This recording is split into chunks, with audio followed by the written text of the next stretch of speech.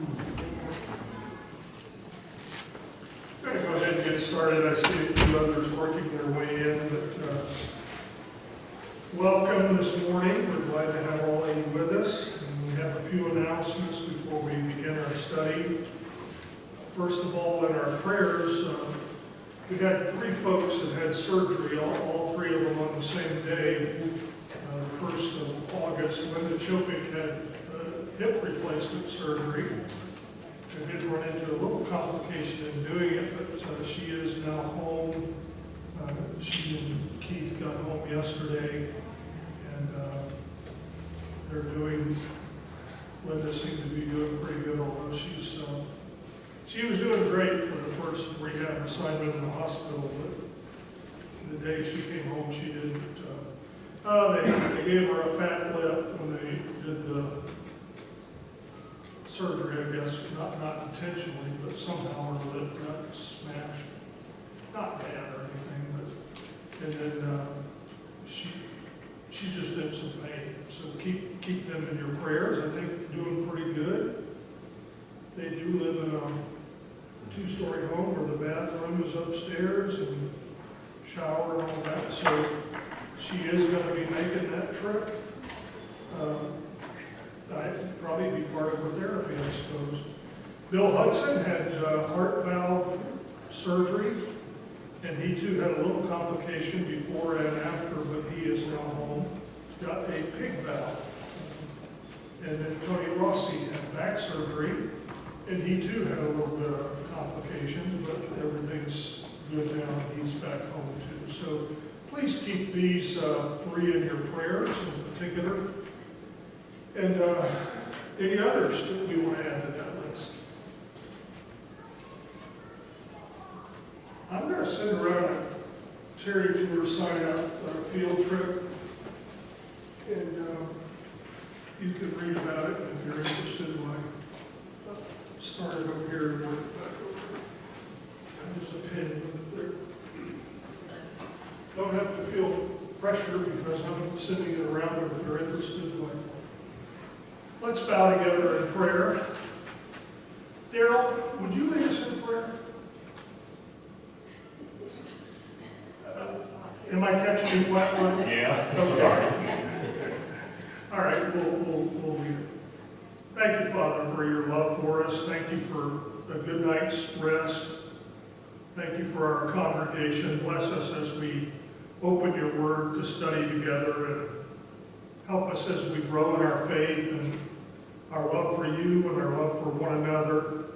And in particular, Father, in light of our study today, be with us as we try to build strong families to your honor and glory.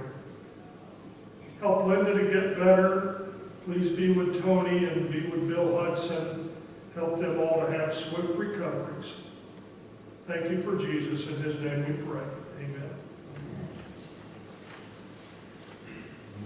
I have an article here that was written by John Rosemond. Does that name ring a bell to anybody at all besides me?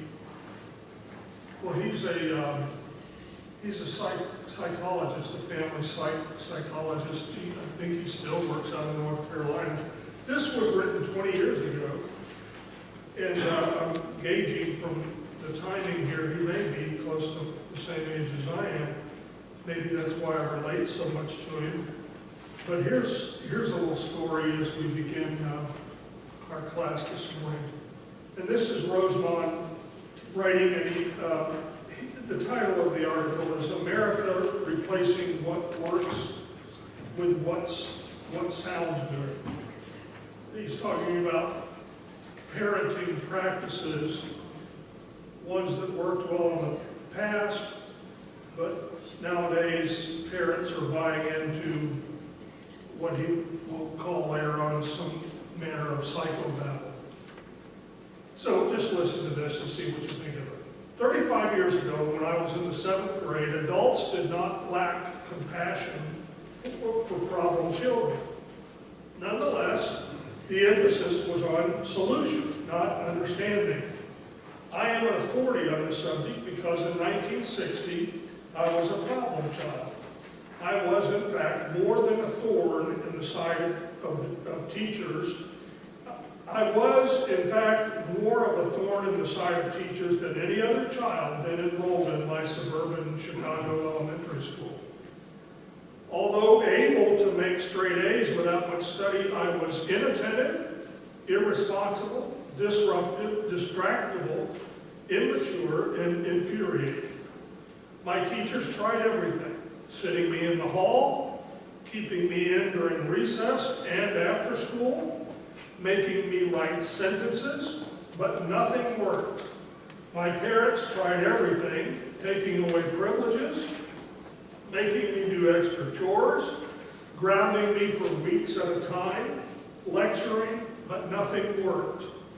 One February day, my parents went to school for a conference with my teachers. They came home 2 hours later and summoned me into the living room where occurred a conversation I will never forget. My stepfather spoke. This will be short. The agreement reached at the conference was that if you were reprimanded by any one of your teachers, even one time between now and the end of this school year, you will repeat the 7th grade.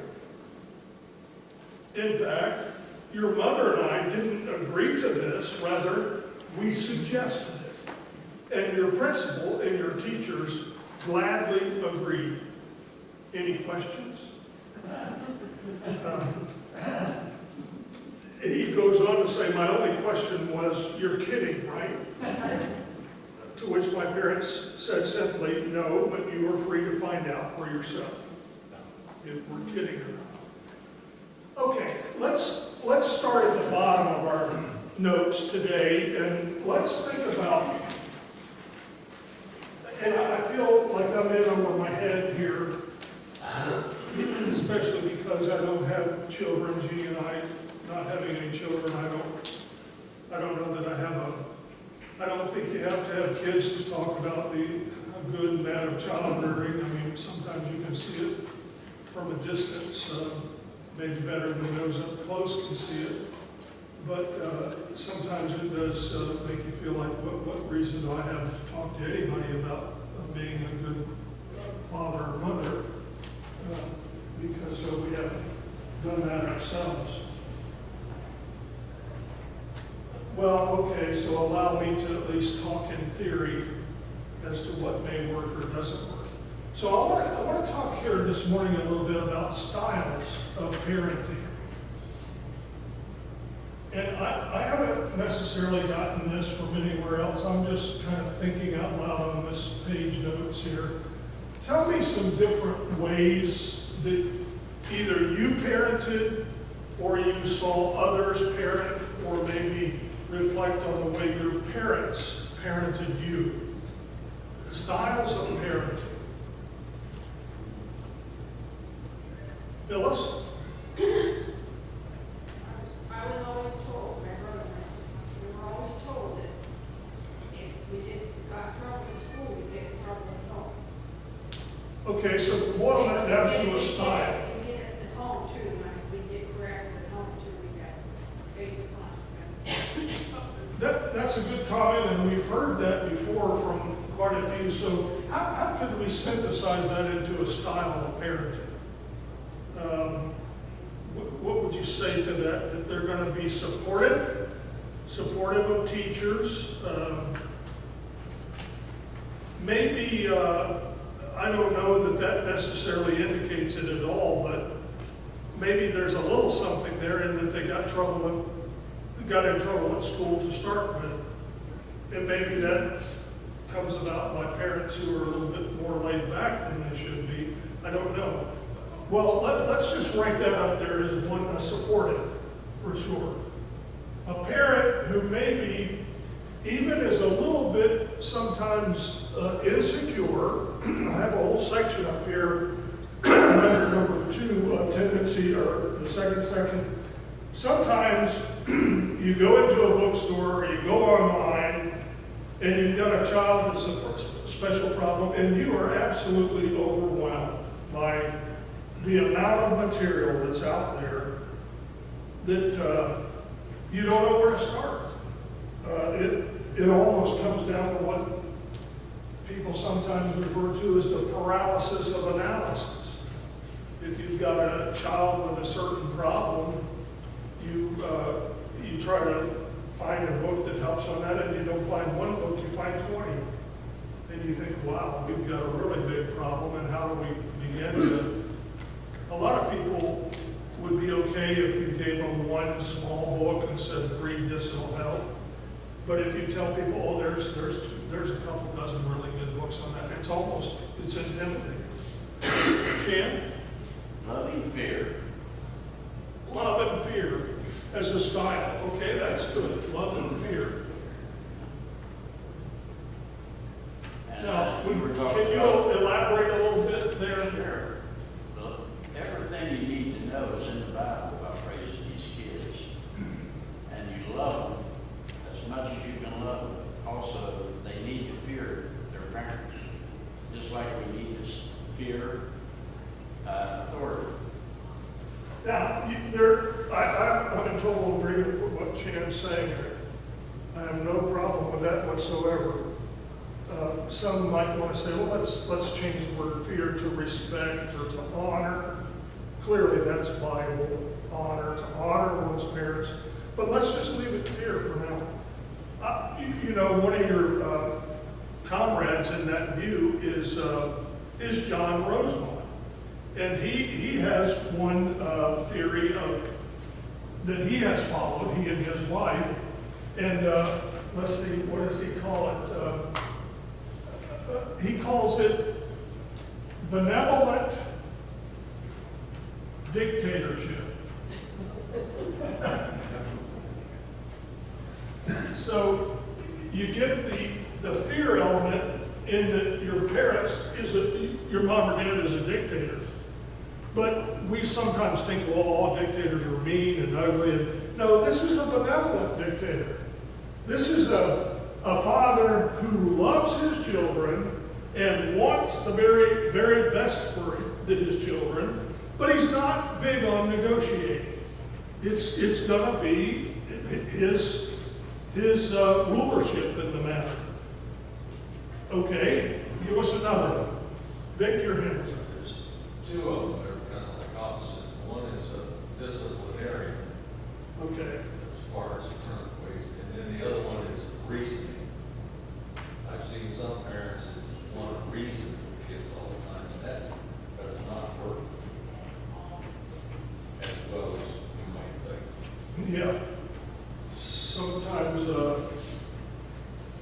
I saw a child defiant parent one time a while back, and the parent responded by saying the name and said, "Do you remember we talked about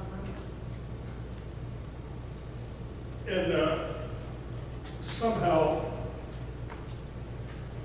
Charlene Stewart became aware of that. And she said, I'm all for patience and parenting, and I want to cut all parents off this line. When a child defies you, you need to clean his clock. That was her expression. And when a child defies you, when you tell a child to do something and the child stands up and says, no, I hate you, it's time to clean their clock. Now, the point that Rosemont is making in an article like this is that we have heard so much gobbledygook from so-called experts that tell us everywhere, and today is not the day to talk about spanking, but Nick and Haley, I'd appreciate it if you guys, and some of those of you that are struggling with that right now, maybe, I don't know if we're struggling with it or actually enjoying it now. You never enjoy spanking a child. But sometimes couples begin, especially today, they begin their marriage and subsequent child-rearing days with this hands-off attitude. We're not going to, okay, I'm not even going to talk about that. Let's save that for next week or the week after. So today, we're not talking about spanking per se, but we are talking about something related to that, in that a lot of psychologists, they have convinced a lot of young couples to go into their child-rearing days with a new contract that says we're never going to lay a hand on our child. And some are trying to honor that contract, but they're being torn. They're being torn by maybe the way they were raised, or watching others who are doing it different. So there's just a bunch of gobbledygook out there that you do have to work your way through if you're reading a lot on this subject. But as Sheehan kind of hinted at, there's a lot of common sense.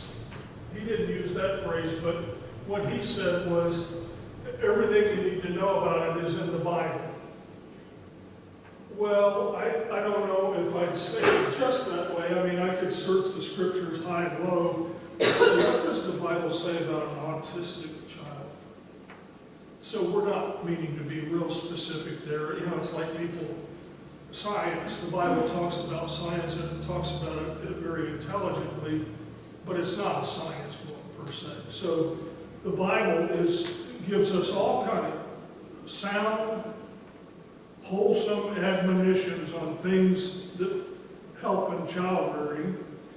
And again, not to jump ahead, but don't spare the rod. Well, that doesn't have to mean a spanking, but there is some measure of rod that speaks of discipline. So if you try to raise your kids in a world without discipline, you are doomed. So the Bible's filled with all kind of guidance about practical things that way. What's another way? We're talking about ways to raise your kid. Let's do the obvious that's bad, and that is absenteeism.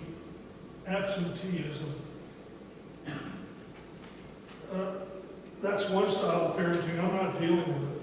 I'm out of here. I'll father the child, and then I'm gone. Maybe I'll help out with a little child support.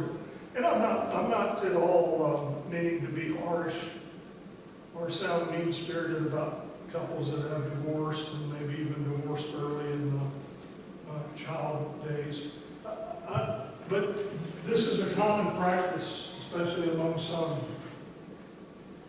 absenteeism. The other one that's kind of related to that, I'll say a couple of hints, we'll come to those, is this abdication. And sometimes this is rather subtle in that it's just, it's not stand on a podium and say, I know I'm the father of this child, but I'm not going to have anything to do with raising the child. It's more of just maybe even wimping out and saying, you know, I'm not good at that, Mom, will you take care of that? Pushing something that should be part of Dad's responsibility all onto Mom, or just not wanting to deal with problems. Okay, I saw a couple hands. Margie, Don, let's go to you first. I think I saw you first. I think consistency is very important in a child's life. It brings stability. Yeah. And here again, I guess we'd have to define that, because you could be consistent. You could be consistently bad. But I think what Don's referring to is lay out your plan and try your best to stay with it. Don't be wishy-washy. But the other element to that is the unity of a mom and dad working together. We have all seen it. I am the product. I'm ashamed to say this.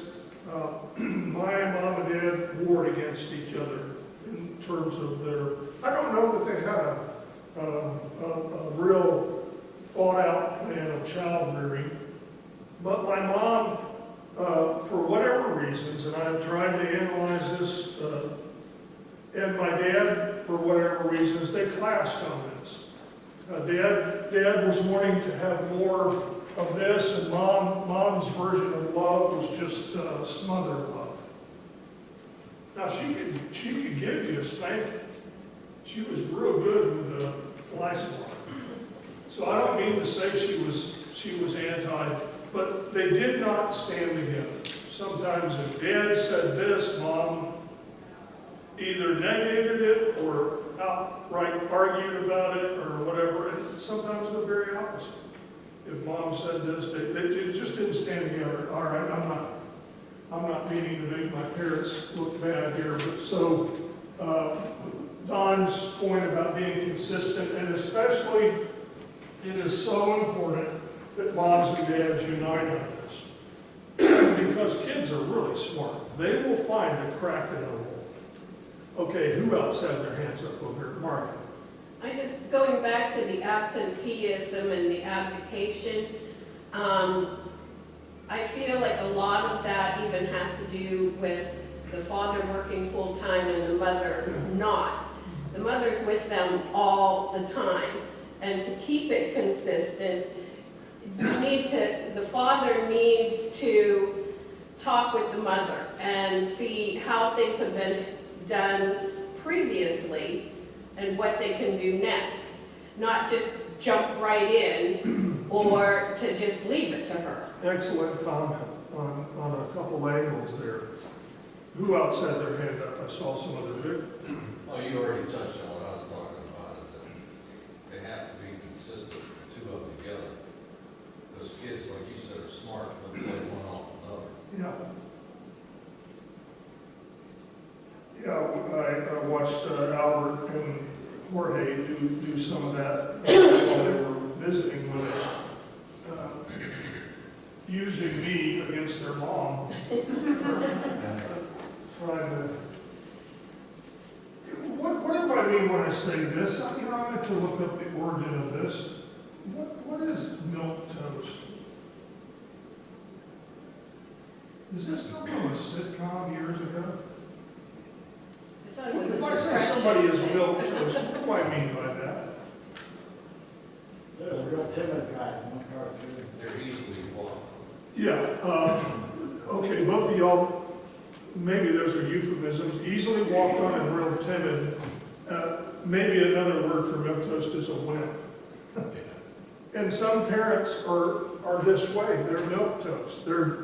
Here's another style of governance in the home today that is real popular, democracy.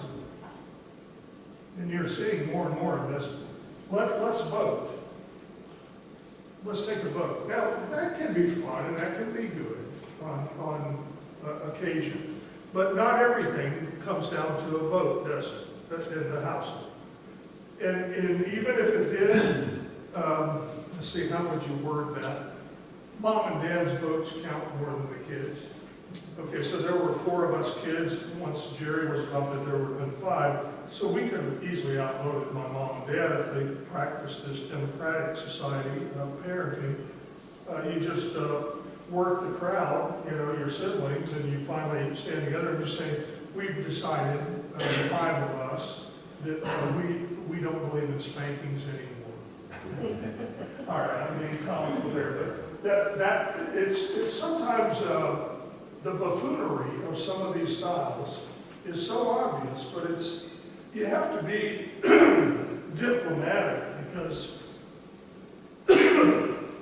some couples are really genuinely seeking the best that they can. They want to be the best parents they can, but they have been hoodwinked by some of these bizarre approaches to, again, sharing.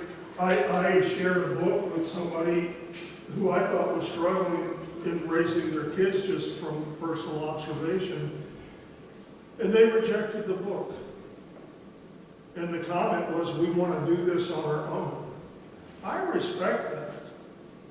And I guess in light of my comments here about there's so much gobbledygook out there, I respect the fact that you want to really, and this couple, they are conscientious in wanting to raise the best children they can do.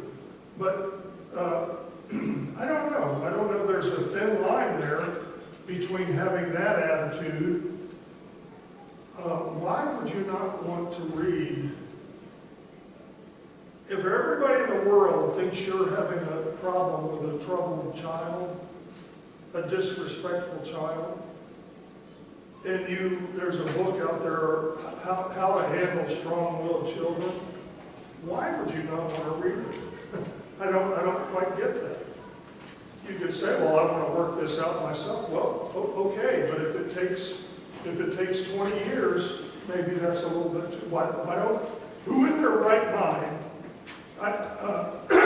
it's a little audacious to think that we don't need help from anybody else.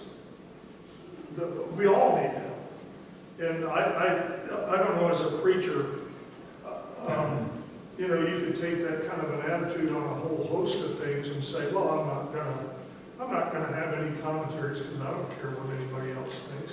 What an insult to think that somebody else that spent 40 years of their preaching career researching problem text, that he wouldn't have anything to say to me, that I don't need to hear what he has to say. Anyway, I'm preaching on that. Dan? I got a German Shepherd pup for Women's Day last year. And I read about 500 books how to raise him and make him do what he's supposed to do. I finally had to take him to sit main sit on the collar on him, and he's perfect now. Are you being hyperbolic, or did you really read 500 books? A whole bunch of books. I got to be looking to think of how to raise a pup. They don't work, but me, I'm too easy or something. But Yeah. I thought I had to take him out there, and I was really good. Good. We had a problem with Bo yesterday. He came in, well, I walked into Crown Hill and he did run in the woods some, but I didn't notice anything when he got in. But he has a microchip in him, thank goodness. But hanging on his tag is a home again tag that says if I'm lost, you know, basically call this number, and, you know, that tells somebody that they're microchipped and whatever. Then he had his rabies tag on him and some other tag that helps him with fleas and ticks. And I noticed yesterday, Dan, he's got his collar on, but there's no tags.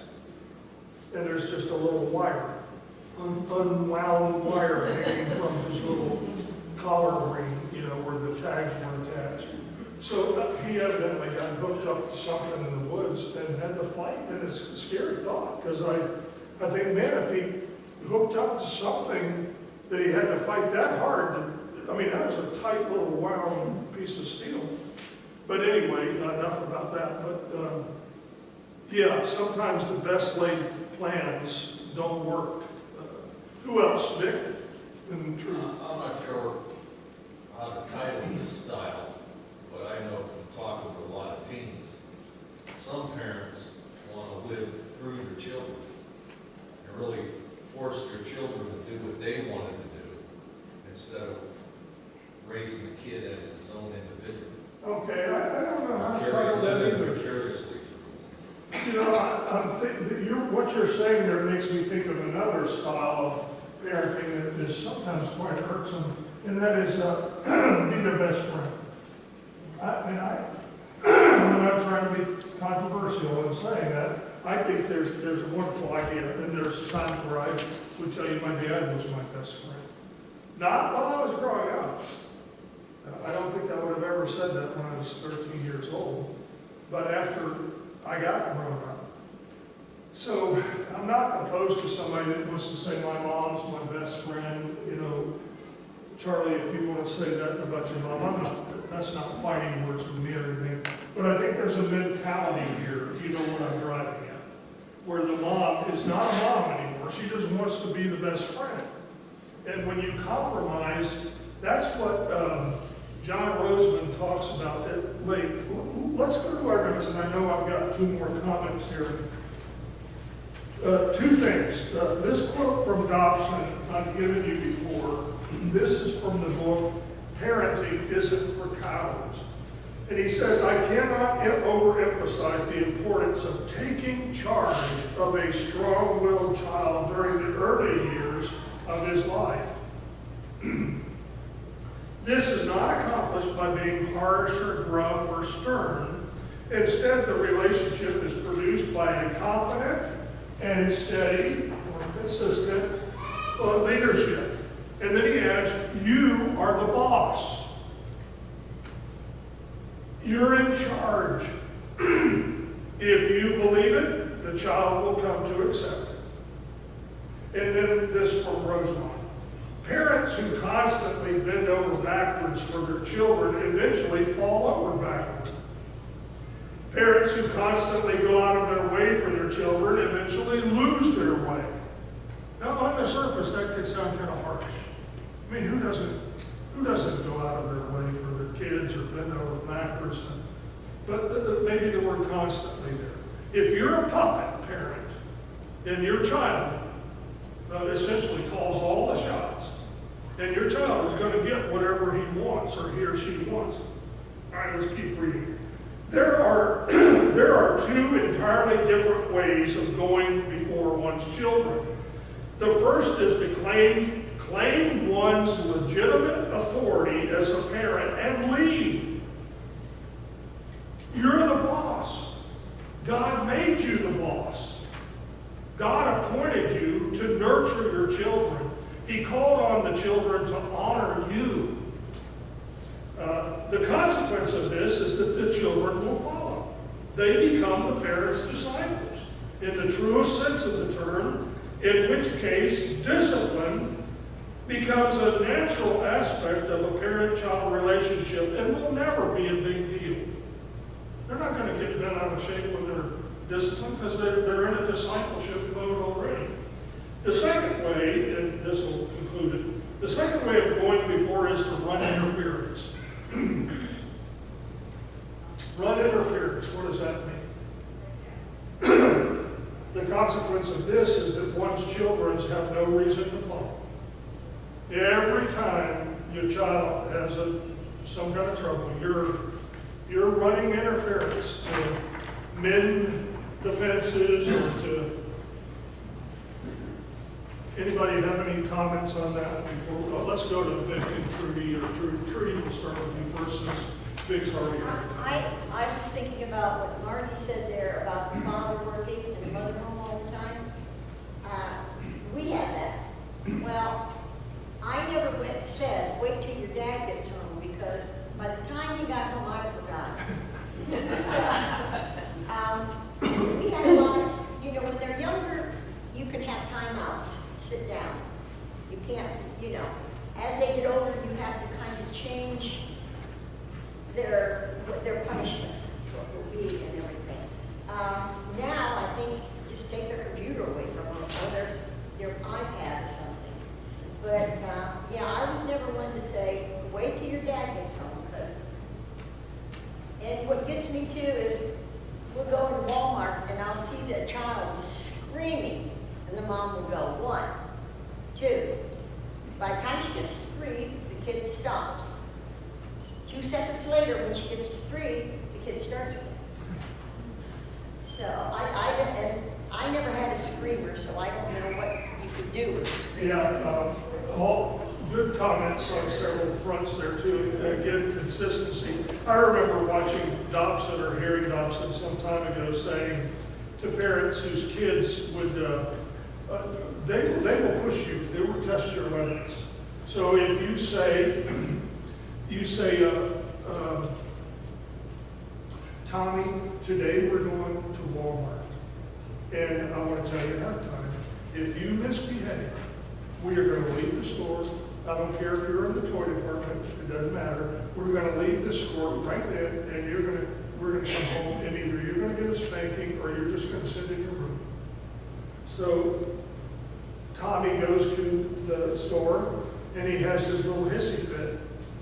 But mom is so afraid. She's got all these things she's got to buy at Walmart, and then she's got to pick up the other child after soccer, or what she's got this stuff all. So there's never scheduled time to do what she said she was gonna do. So Dobson's point is, you plan it. You plan a day where you can do exactly what you say you're gonna do. And you know that Tommy's gonna misbehave.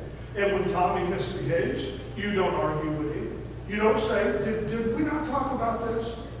You just say, come on, we're going to the car. And you put the toys down and you go to the car and you go home and you do exactly what you said.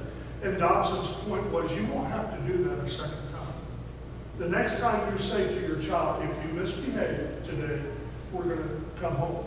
The child knows you meant what you said. So here again, the point of consistency, but there is itself a love and fear. They've got to fear that you really mean what you say. Well, I think one thing you're missing is you have to find the thing that works for them. Yes. You'll have kids, they don't care if they go sit in their room. You'll have kids, you can take every single toy away from them, they don't care. You've got to find the thing that fits with them. And your story of, oh, she didn't have time. Yeah, there's going to be times. Whatever you threaten, you've got to be willing to put forth. And that means you. So don't be making punishments that the spouse has to take care of. Good. Oh, you're grounded, says Dad. Not you, Dad. You're Then punishing your Mom wife. has to look for it, and, you know, oh, you can't have TV for a week. Well, then Mom is up with, you know. So you have to yourself make punishment, go through with the punishment, you know. And, Good hey, comment. I love the kids with your phones. I love that the kids have the phones, because that was the best punishment. It was like if they were addicted to crack or something, you took away from them. I was going to say the same thing about Jorge and Albert. If Bettina really wanted to get their attention, it was give me the phones. Give me the phones. That really took their attention. Don and Vic. I think respect goes a long way. You have to, even a parent has to earn the respect of the children. And this teaches the children that have respect from others. It's like a domino effect, but it goes a long way. And like you were saying, you're the boss, but you have to have this respect before you are the boss. Yeah, respect, one of the quickest things about it, or the one thing that helps to earn it, is again, the idea of consistency. They know you're going to do what you say. If not, if you were going to float like the breeze, you know, and be subject to whatever, then I hate to tell you this, but you better buckle up, because you're going to have a hard time with your children if that's your philosophy. If it's just to kind of go with the flow, and I'm all for Annette's point, every child is different. Some children, you could do one thing and it wouldn't even phase another. So part of the parenting skill set is trying to learn what works and what doesn't for each particular child. All right, who had their hands up? Then Vic? I thought two things. One, this running interference. I guess all you really need to do is talk to teachers at teacher-parent conferences. You know, where you're getting information as a parent on how your child is acting at school. You need to take that back home and work on it. But a lot of parents will start arguing with that teacher rather than face the issue. Yeah.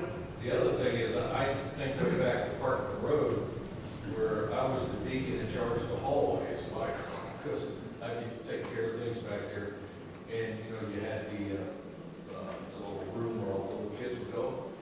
Kids learn quick. They learn, hey, if I act up, I get to go upstairs and play with toys.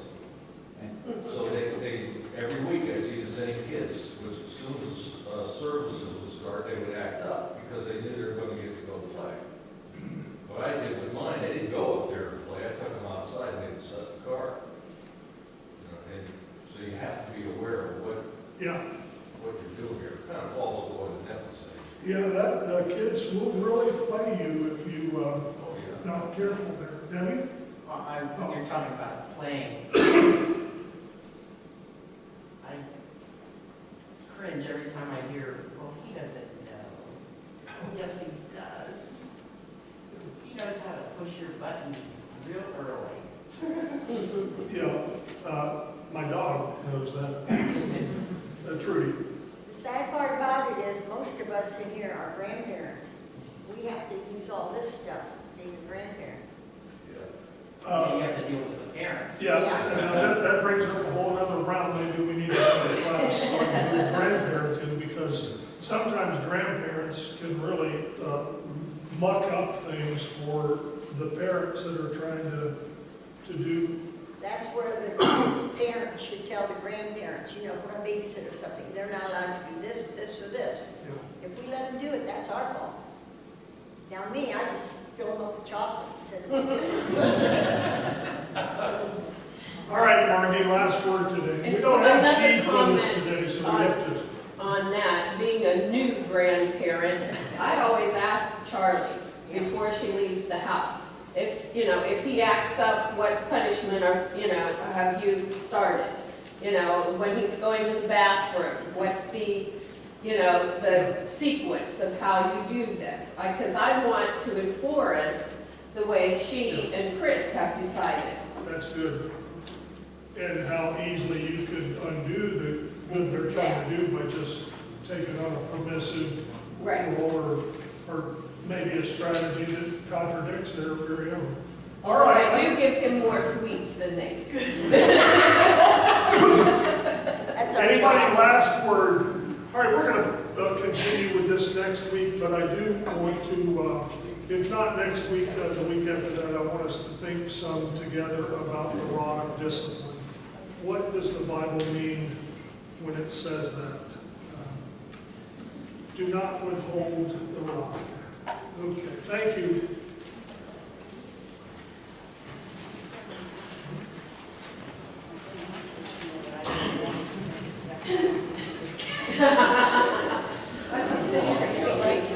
Okay, I see.